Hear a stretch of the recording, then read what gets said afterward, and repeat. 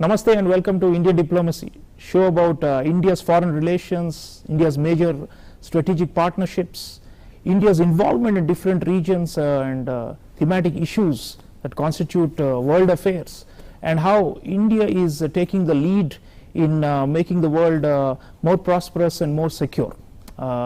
Viewers, in this episode we are looking at the phenomenon called defense diplomacy. How India's military engages with militaries of other countries, how we build thick webs of partnership with like-minded countries, and how military cooperation, interoperability and all these things bring about a more secure environment for both sides, and also shape the regional orders. Defense diplomacy in all its aspects is what we are discussing today, and I am privileged to introduce you to Air Vice Marshal Arjun Subramaniam. He is the guest in the studio. He holds the President's Chair of Excellence at the National Defense College, preeminent military learning institution of the country, and he's also a military historian, author of multiple books that have been bestsellers, and commentator on strategic affairs. Air Vice Marshal, welcome to Indian Diplomacy. Thank you, Sreeram, for having me on this show, and thank you very much for discussing what I consider to be an extremely important topic in contemporary times, and that is defense diplomacy. Absolutely. Viewers, defense diplomacy is about building networks of friendships and partnerships with countries that share our strategic vision. Air Vice Marshal, I'd start with the basic question: why do we do this, and what do we get from all these partnerships that we are building with so many countries far and near in the sphere of military cooperation? So, you need to look at defense diplomacy through multiple prisms.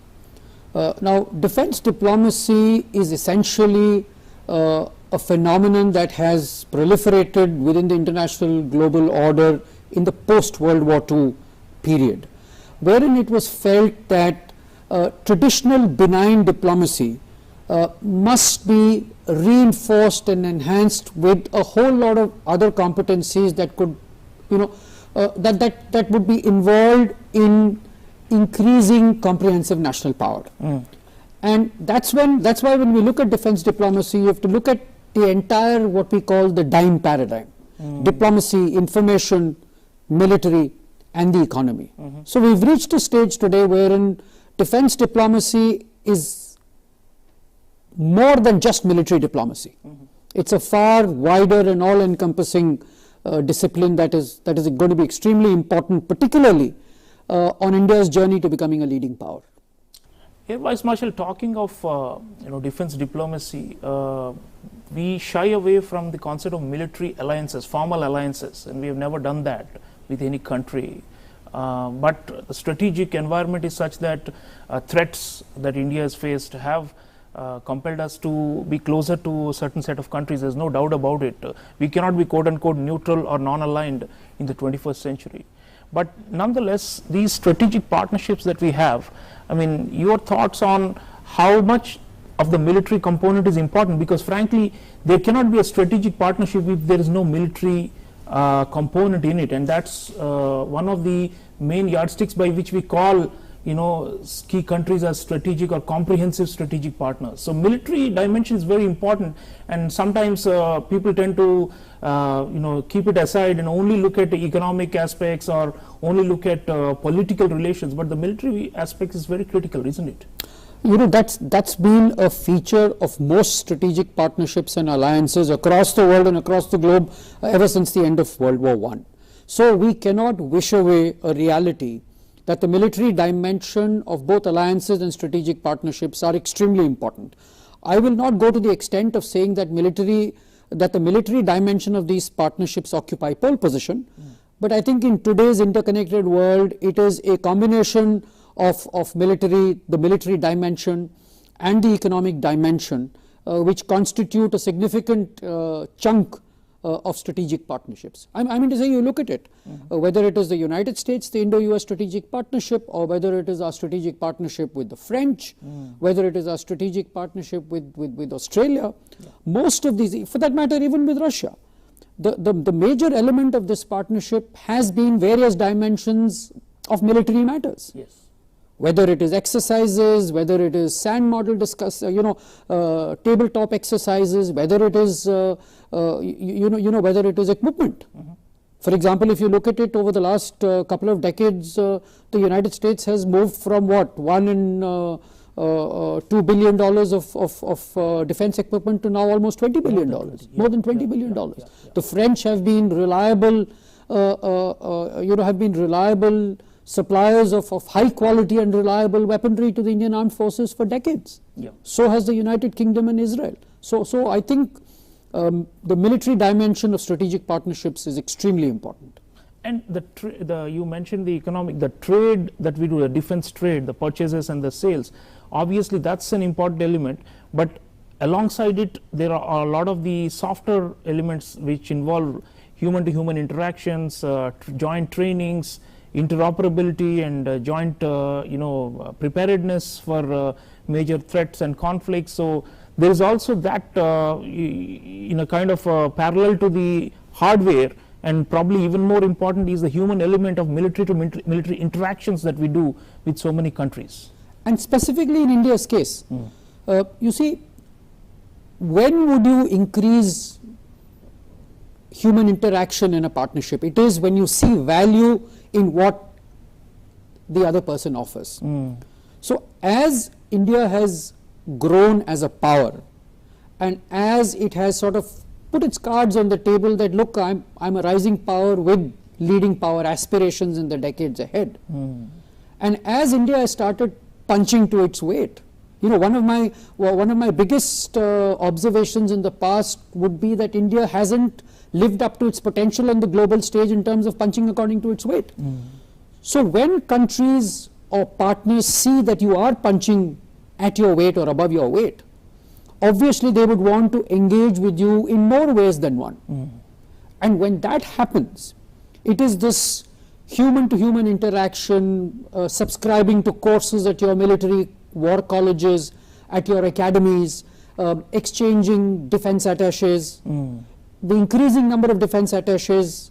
These are all indications of a certain pecking order in the International Committee of Nations. And now I think India is slowly is making its mark on the global stage as a power of consequence. Absolutely. Air Vice Marshal Arjun Subramaniam says that India's rise, and concomitant to that is the growing interest in partners to engage in defense diplomacy with India.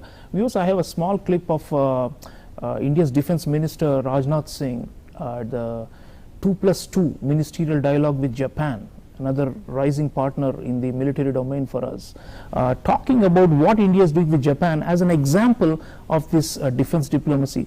Let's listen in and continue the discussion. We have now agreed on staff talks between the joint staff of the Japanese self-defense forces and the integrated defense staff of India. The participation of Japan for the first time in the multilateral exercise Milan and operationalization of the reciprocal provision of supply and services agreement in March this year are milestones in the progress of defense cooperation between our forces. We are happy to note that our air forces were working closely for early conduct of the inaugural Air Force fighter exercise. Enhancing the defense equipment and technological cooperation between India and Japan is one of our key priority areas. In our meeting today, I had the opportunity to propose engagements in emerging and critical technological domains. I have also invited the Japanese defense companies to look at opportunities in investing in the Indian defense corridors. We held extensive discussions on ways to enhance maritime cooperation, including maritime domain awareness. There is consensus on both sides that a strong India-Japan relationship is very important for a free, open, rule-based and inclusive Indo-Pacific based upon sovereignty and territorial integrity of nations. Both India and Japan are working together with ASEAN and other plus countries for strengthening cooperation across domains including maritime security, HADR, peacekeeping operations, etc. We had the opportunity today to share our views on important issues, regional and global, and concurred on the need for peaceful resolution of disputes in consonance with international law. Viewers, Defence Minister of India, Rajnath Singh, talking about the potential for growing close military engagements with Japan. And Air Vice Marshal, Japan, historically, you're a military historian yourself, it's come out of a shell in many ways, imposed by a Pacific Constitution, and now Japan is becoming more assertive in the region. And in fact, we have covered India-Japan relations, another episode of Indian diplomacy. Now, the idea that we can do a lot more, and especially critical and emerging technologies. For example, apparently Japan has offered to work with us on UAVs, unmanned aerial vehicles, anti-drone technology, very advanced forms of cooperation, because it's a technologically advanced country. With South Korea also, that's emerging as a player with a strong toehold in our defense market. And then there are, of course, the biggies. You already mentioned France, the US, and there's Israel that's emerged in a big way. Now, all these countries, in a way, seem to be helping us diversify our basket, which was predominantly under Russia in the past. But now Russia, of course, remains a partner, but then there are so many others coming through. So your thoughts on how we have managed these multiple partners, and what should be our approach going forward, because this is a decade where there's more and more tussle and conflict between Russia and the Western powers. On the other hand, there is also more and more contestation that we have with China, which is emerging as which is actually our #1 competitor and threat. So how are we going to handle these partners insofar as joint technology and co-production, and how are we going to also ensure our own vision of an indigenous defense base, Atmanirbhar Bharat in defense? Managing these relationships is critical. Sreeram, while it's the seductiveness of technology coming from the Western world and from all parts of the world is always very tempting, right? And one of the chinks in our preparedness over the preceding decades is that we've spread ourselves very, very thin when it comes to military equipment from different parts of the world. Now, so number one is that the only way forward for us, while waiting for our indigenous defense manufacturing system to come of age, is to ensure that we don't make the same mistakes of the past, which is to spread ourselves too thin. So, it's good to sign partnerships with 10 countries on various technologies. But how are we going to absorb those technologies within our own ecosystem? How are we going to make it possible for the armed forces to absorb that technology and those systems, so that you don't have too many operating manuals, too many systems to adapt to? So I think we must, notwithstanding all the excitement about technology coming to us from various corners of the world, but I think we must not spread ourselves too thin. Yeah. And obviously, the obvious case is that the sooner we achieve self-reliance in most high-end technologies, the better it would be for our own indigenous development of capability. Now, there's one more point, Sreeram, that I wanted to make when you were pointing out our growing relationship with Japan. If you recollect, about 10 to 15 years ago, we were lamenting in India all over about the so-called string of pearls strategy that the Chinese were to surround India on all sides. Yeah. So my argument even at that time was that instead of lamenting about what the Chinese are doing, because what they are doing is they did in order to further their own national interest. So right from that time, I've been arguing that instead of lamenting about what the Chinese are doing, we need to evolve our own strategies of furthering our own interests. Yes. And that is where all these partnerships with Japan, with South Korea, with Vietnam, with Singapore, Indonesia, Australia, exactly. Yeah, the whole Pacific, Indo-Pacific. So the way I look at it is, I am not doing this in order to in order to counter any Chinese string of pearl strategy. I am doing it because that's the way in which I think Indian national interests or Indian power will grow in the years ahead. The Indian Air Force can absorb value from foreign air forces, and that is what we've been doing over the last many decades. Now, it is not for nothing that both the Indian Navy and the Indian Air Force have established a reputation of being amongst the most adaptable forces in the world today. And why I'm saying adaptable is because they've been able to absorb TTPs, tactics, techniques and procedures from whoever you've done exercises with. So you have a whole wealth of knowledge to absorb, and we've been very good at that. And similarly is the question of the Indian Army. I mean to say the Indian Army has absorbed and learned a lot, whether it is from the British Army over the years, from the US Army, through its engagements with others, with other countries.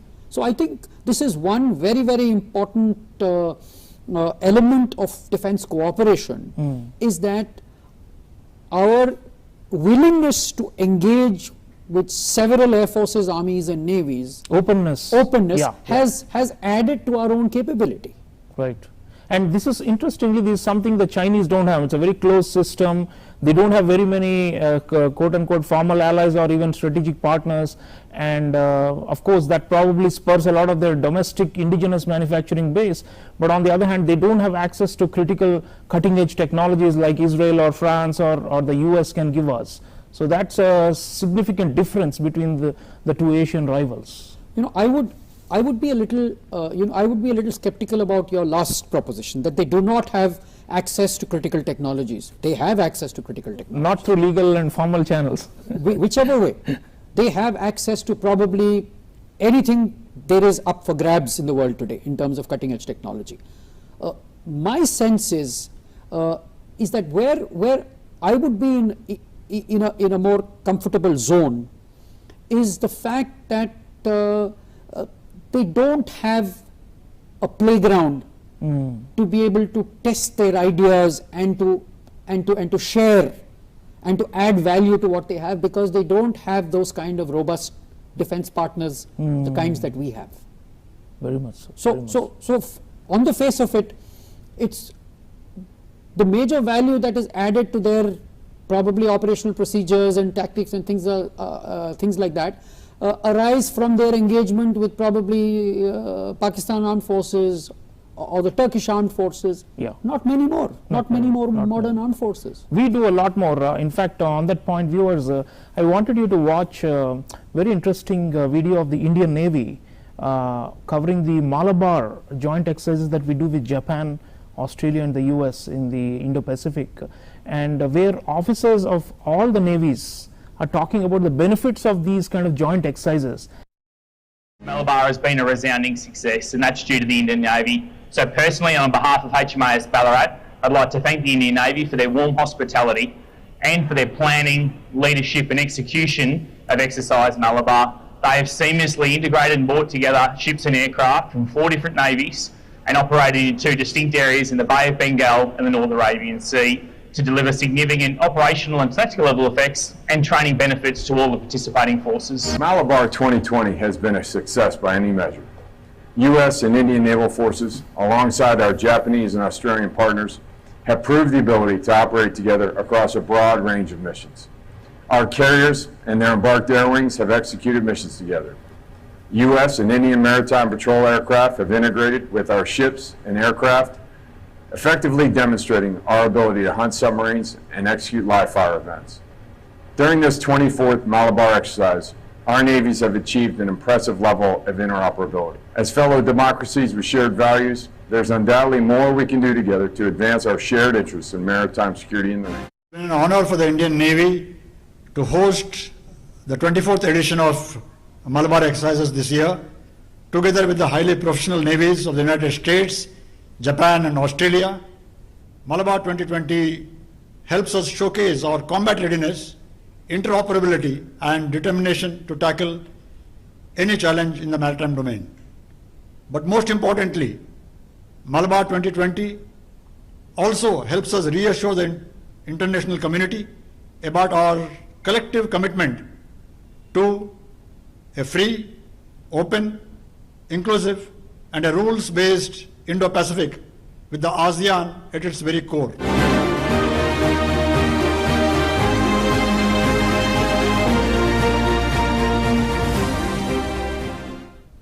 Viewers, you heard from the officers commanding and training and involved in these joint exercises of Malabar 2020, it's a couple of years ago. And the interesting feature that came out of this Air Vice Marshal is, the other partners very much value India's hosting of this, and we do many other. There's a Milan exercise that we are doing with dozens of countries now, and the participation is growing every year. Clearly it sends a strategic signal to India's adversaries, but also shows our convening power, our ability to bring together so many armed forces of so many countries. You yourself have been involved in joint military exercises with the foreign partners in your career, and these seem to be growing in scope and scale. We are doing bilateral, trilateral, small group, large group, a whole range of things, especially in the maritime domain.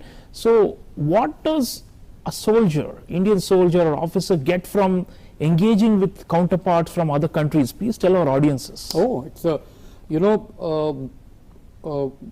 when the Air Force did its first exercises with French Mirages, or for the first time with the United States Air Force, both the US Air Force and the Indian Air Force surprised themselves with the kind of value that they added, with the kind of professionalism that they displayed. And let me give you an example, that we've now started engaging with air forces which we never even thought in the past that we will engage with. For example, I think the Indian Air Force has recently come back from exercise Pitch Black in Australia, wherein you engage with the Australian Air Force and you had the German Air Force. There is a world of learning out there. Tactics, doctrines, all these things. Exactly. Yeah. And like I mentioned to you earlier, the comfort levels of having English as a common language, it becomes very easily to communicate with one another on the open seas. It becomes very comfortable to communicate in fast-paced air combat, wherein you speak the same language. The accents may be different, but it's not so hard to decipher what a US Air Force pilot or a French Air Force pilot who's reasonably proficient in English, or an Australian fighter pilot talks. So there's a lot of interoperability that has been built up over the last 2 decades. And beyond interoperability, there are you're talking about new developments and new concepts. You see, the thing is, if you want to exploit the various bilateral memorandum of agreements that have been signed, something like the COMCASA or the LEMOA and the logistics agreements and various sharing of intelligence and things like that, the next step with close partners in the military domain is interchangeability. You see, an Indian Air Force aircraft can land at a US Air Force base, not necessarily on mainland North America, but somewhere else where they have their bases, refuel, get airborne, carry out an exercise with US Air Forces located in that particular country, and come back home. Similarly, at some point in time in the future, I would like to see probably Indian naval aviation assets from the INS Vikrant or the Vikramaditya landing on the USS Nimitz, taking off or on a French carrier. The other thing, Air Vice Marshal, is trainings. I mean, that's a big component of our defense diplomacy with so many countries. We have hosted officers from around the world of friendly countries in our military academies and colleges, and you were at the National Defense College yourself. And what kind of benefits do officers of other countries get by coming and getting trained by us, and how does that enhance our soft power or influence in those countries? To give you an example of the current situation, we have 35 officers from 22 friendly foreign countries attending the 62nd National Defense College course. And let me assure you that it's a two-way learning process. Okay, our officers from the armed forces, from the police forces, from the IAS, from the IFS, all of them who are doing the course, have an opportunity to exchange experiential learnings with people from all over the world. That's a huge thing. And the second element is that they tend to learn from a lot of learning that they are imparted here in India, for the pure and simple reason that they see value in India as a rising power. and they see value in creating networks and partnerships here in India that can be built on even after they go back to their home countries and rise to positions of power and influence. And even at operational level, counter-terrorism, counter-insurgency, some of these things, India has got a very advanced set of skills, our military, peacekeeping. These are areas where I think for fellow developing countries and to develop their capacities, our military academies and colleges are doing great work. You know, there are two areas, during some of my visits to war colleges in the US, the particular interests that were shown were in areas of high altitude warfare. I think there is no army today in the world that is better than the Indian Army in high altitude warfare. Very soon, as the Indian Air Force engages more actively over eastern Ladakh and other places like that, you will very soon have the Indian Air Force to be probably the best trained Air Force at high altitudes. Right. And you are absolutely right. Over the years, we've probably emerged as amongst the most successful counterinsurgency forces in the world. Yeah, and some of the joint exercises we are doing actually are in high altitude areas with the US Army, at the LAC in the middle sector, and likewise in the maritime domain with Vietnam and other friendly countries. We have actually done drills in the war games in the South China Sea, you know. So these things definitely convey a message to adversaries also that we have support and we have friends and that they cannot take us lightly, right? I mean, that's an important, I think, signaling that also goes through these kind of exercises. You mentioned a very important point. You see, two elements of defense diplomacy that go hand in hand with our aspirations to become a leading power and to be a power of consequence is also this ability to use military capability for political signaling. And I will go one step further. Is that we should also be prepared we should prepare ourselves for also engaging in coercive diplomacy in case the need arises. Alexander George, you remember, was the one who coined this terminology of coercive diplomacy. Yep. So I mean to say, Balakot, or for that matter, the cross-border strikes, were attempts both at political signaling as well as coercive diplomacy. Right. Because they were situations short of war. You use the military instrument to convey a message. Yes. And I think that is indicative of the evolution of the military instrument of statecraft in Indian political language. Absolutely. And the defense diplomacy helps in power projection and ultimately in expanding sphere of influence for a rising power like India. So exactly. And defense diplomacy is critical for that. That's all we have time for this episode of Indian Diplomacy. But viewers, important point is that defense diplomacy is a growing trend in Indian foreign policy as a whole, and it's an important constituent element of our strategic partnerships, and it conveys important key signals to our adversaries to beware of challenging India or to violate India's sovereignty or territorial integrity, and it also expands India's reach around the world, because so many countries want India's support and partnership in the military sphere. I want to thank Air Vice Marshal Adil Subramaniam for sharing valuable insights. Thank you so much. So thank you, Sreeram, for having me on the show. Thank you. Viewers, that's all we have in this episode, but I'll come back to you again. But do think about defense diplomacy in all the parameters and angles that we have covered in the show. Until next time, take care.